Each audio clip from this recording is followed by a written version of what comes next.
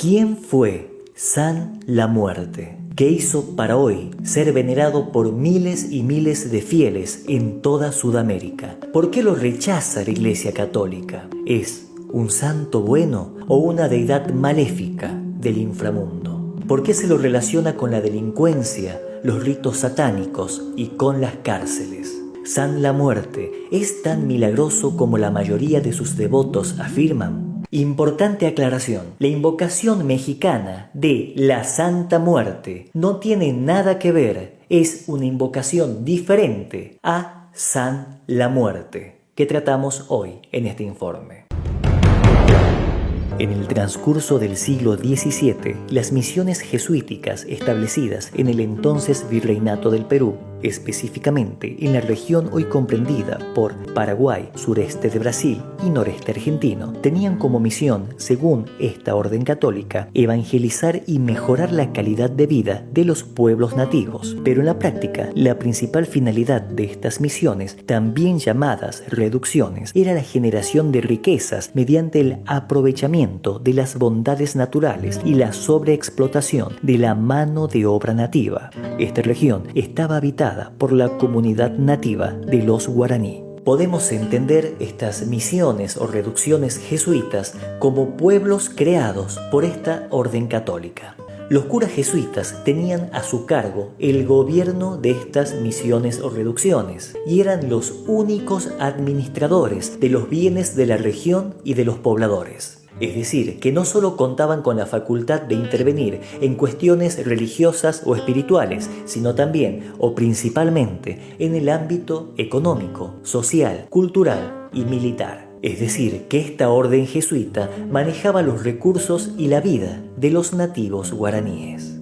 La comunidad nativa era persuadida u obligada a trabajar de sol a sol para generar riquezas que eran enviadas al virrey y a la corona española. A cambio de este trabajo, los nativos recibían la educación cristiana. Los guaraníes habían sido recolectores y cazadores, pero tras la llegada de los españoles se pasaban todo el día en las quintas aplicando técnicas de cultivos enseñadas por los europeos o en las minas extrayendo metales preciosos bajo inhumanas condiciones de trabajo. Debido a que gran parte de la comunidad indígena recién tenía contacto con el hombre blanco, los nativos se contagiaban de enfermedades importadas desde Europa, para las cuales aún no contaban con anticuerpos. Por esta razón, cientos de nativos enfermaban y morían por virus que en el viejo continente ya no eran letales. En este siglo, la enfermedad que comenzó a hacer estragos en la comunidad guaraní fue la lepra.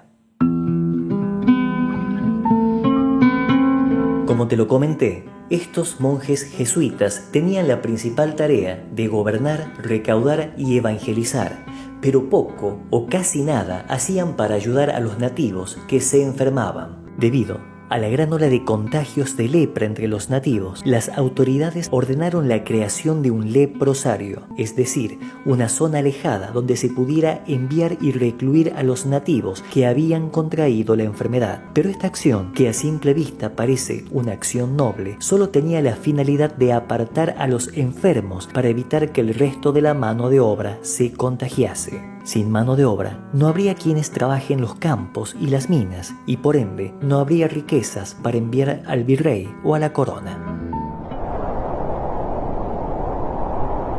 En este leprosario, los nativos eran echados al olvido. Su enfermedad no era tratada ni aliviada. Allí los nativos contagiados sufrían por meses hasta que morían. Las autoridades se limitaban a enviar raciones de comidas para los indígenas enfermos. Estas raciones eran entregadas por monjes rasos u otros nativos bajo la estricta orden de que cuidasen la distancia con los enfermos para evitar la propagación del virus. El leprosario era un enorme foco infeccioso. Los monjes de la misión tenían prohibido ingresar allí. Pero un monje de la región, que hoy ocupa la provincia de Corrientes, Argentina, no soportó tamaña inhumanidad contraria a los preceptos de su propia fe, y decidió desobedecer a su misión para seguir los mandatos de su noble corazón. El monje ingresó al leprosario y allí pudo ver con sus propios ojos el enorme sufrimiento de estas personas. Mujeres, niños y hombres lloraban de dolor con las heridas abiertas en avanzados procesos de infección. Otros, tirados en el piso, atravesaban largas agonías. En ese momento el monje entendió cuál era su verdadera misión en la tierra. Si bien en aquellos años la enfermedad no tenía cura, había ciertos tratamientos con infusiones de hierbas que funcionaban para limpiar y aliviar heridas. El monje comenzó a llevar telas y hierbas para atender las lesiones de los nativos. Dentro de aquel leprosario, los nativos hacían fila para que este monje los aliviase. Lamentablemente, jamás se pudo saber el nombre de este religioso. Los nativos sentían un profundo agradecimiento hacia este hombre blanco de túnica color tierra. Pero no faltó quien lo delatara ante los curas a cargo de la misión. El noble monje había desobedecido las órdenes de mantener la distancia con los enfermos. El monje fue advertido y le ordenaron que cesara de inmediato con la atención a los enfermos. Para la misión, esta atención era una pérdida de tiempo y de recursos. Era mejor cuidar a los nativos que estaban sanos, que aún servían para el trabajo. Pero el monje jesuita no obedeció y siguió atendiéndolos. Esta desobediencia de parte del monje fue tomada como una rebelión contra la misión, pero lo que más le preocupaba a las autoridades era el gran apoyo que este simple monje estaba teniendo por parte de los nativos. Con el tiempo, el monje comenzó a dominar ciertos aspectos del cuidado de los enfermos con lepra mediante diferentes técnicas de limpieza de las heridas y aplicaciones de hierbas. Esto le dio el pretexto perfecto a las autoridades. El noble monje fue acusado de curanderismo y fue apresado y recluido en soledad en una oscura celda. El noble monje quedó incomunicado con el mundo exterior. Tan solo recibía una ración de comida y un tazón de agua al día. La orden impartida por los curas era que estos alimentos fueran entregados por debajo de la puerta para impedir cualquier tipo de comunicación con él, impidiendo así que convenciera a otros religiosos de llevar a cabo sus nobles acciones. Ante esto, según la historia, el noble monje habría iniciado una extrema huelga de hambre para protestar. Pero esta huelga de hambre no habría tenido sentido debido a lo aislado de su reclusión, y por eso se cree que en realidad el monje habría comenzado a orar por el cese de tanta inhumanidad, y que habría realizado una suerte de promesa o sacrificio mediante un extremo ayuno. El monje, quien ya habría sido un hombre mayor, se la pasaba los días de pie en un rincón de su celda, orando, apoyado en su cayado de palo, es decir, en un enorme bastón de madera. Las semanas pasaban y los platos con comida se acumulaban debajo de la puerta, hasta que un día fueron tantos que no pudieron ingresar ni uno más. Los carceleros, preocupados por esta situación, informaron de esto a los curas que gobernaban la misión. Las autoridades solo querían darle un escarmiento a este noble monje para que el resto de los religiosos entendieran las consecuencias de una conducta rebelde, y por ende no estaba en los planes de que el noble monje muriera en aquella celda. Por esta razón los curas acudieron de inmediato para constatar en qué estado se encontraba el prisionero. Cuando los carceleros abrieron la puerta de aquella oscura celda, los curas respiraron aliviados al divisar entre penumbras al noble monje de pie, apoyado en una de las esquinas de la habitación. Pero al ingresar una antorcha a la celda, se dieron cuenta de que el noble monje estaba muerto. Por alguna razón, el cadáver del noble monje había conseguido mantenerse rígido y de pie entre el cayado de palo y la pared de la celda. La impresión fue aún más grande cuando constataron que debajo de la túnica el cuerpo del noble monje se había reducido a tan solo piel y huesos. Su rostro había perdido las facciones, convirtiéndose en una calavera. Su torso mostraba cada una de sus costillas y sus manos huesudas se habían endurecido sosteniendo el bastón de madera.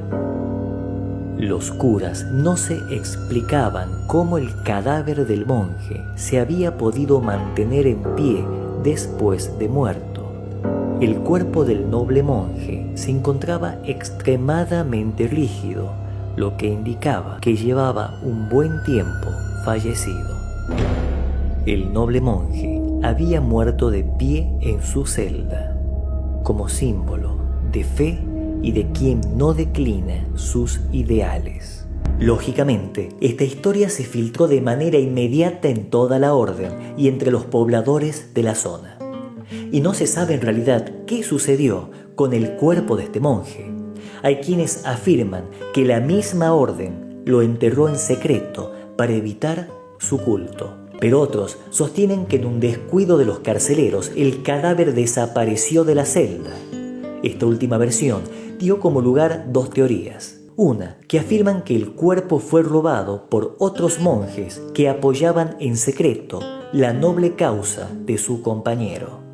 Y la segunda teoría, más cercana a lo religioso, o fantástica si se quiere decir, sostiene que tras este enorme sacrificio, el noble monje se convirtió inmediatamente en un mártir y ascendió a los cielos en cuerpo y alma. Fuese cual fuese el destino de los restos del noble monje, su leyenda trascendió en el tiempo. Sus acciones, su nobleza, su injusta y trágica muerte lo convirtió en una invocación popular en la región litoraleña. Los artistas, basándose en la tradición oral, comenzaron a representarlo en dibujos e imágenes talladas. La imagen que hoy conocemos de él, un esqueleto de pie, envuelto en su túnica marrón o negra, sosteniendo un cayado. Al desconocerse el nombre de este noble monje, la gente de la época, inspirándose en su cadavérica imagen, en un principio comenzó a llamarlo el Santito Muerto, luego el Santito de la Muerte, y hoy se lo conoce en toda la región como San la Muerte, recibiendo así una suerte de beatificación popular. La gente lo considera un mártir por haber perdido su vida intentando salvar la del prójimo. Hasta el día de hoy, la Iglesia Católica Apostólica Romana rechaza el culto y la adoración a esta imagen, haciendo énfasis de que no es un santo, sino una herejía. Pero pese a este dictamen de la Iglesia Católica, se calcula que más del 80% de los seguidores de San la Muerte son católicos. Esta dualidad podría explicarse debido a que en las calles hay cientos de testimonios sobre lo efectivo y milagroso que es San la Muerte. Muchos católicos dicen sentirse más cercanos a esta invocación popular que a otras beatificaciones oficiales de la Iglesia Católica. Los seguidores creen que no hay nada de malo en rezarle al alma de este noble monje que murió por ayudar al prójimo, razón por la cual es normal encontrar en los altares hogareños del litoral imágenes de Jesucristo, la Virgen María, junto a la impactante imagen de San la Muerte, porque sienten que San la Muerte es el protector de los marginados y desprotegidos. Según los creyentes, este santo popular resultó sumamente milagroso. Cientos de personas afirman que San la Muerte intercedió por ellos ante Dios, sanando sus males, concediendo sus peticiones y protegiéndolos. La devoción hacia este santo se disparó en toda la región litoraleña de Argentina, Paraguay y Brasil. En Corrientes, los fieles de San la Muerte levantaron capillas y altares en su nombre. Esta devoción se mantuvo durante años en el noreste de Argentina, pero tras las corrientes migratorias internas, miles de habitantes de Misiones, Chaco y Corrientes se trasladaron a mitad del siglo XX hacia el conurbano de Buenos Aires en busca de trabajo y llevaron consigo la devoción e imágenes del cadavérico santo popular.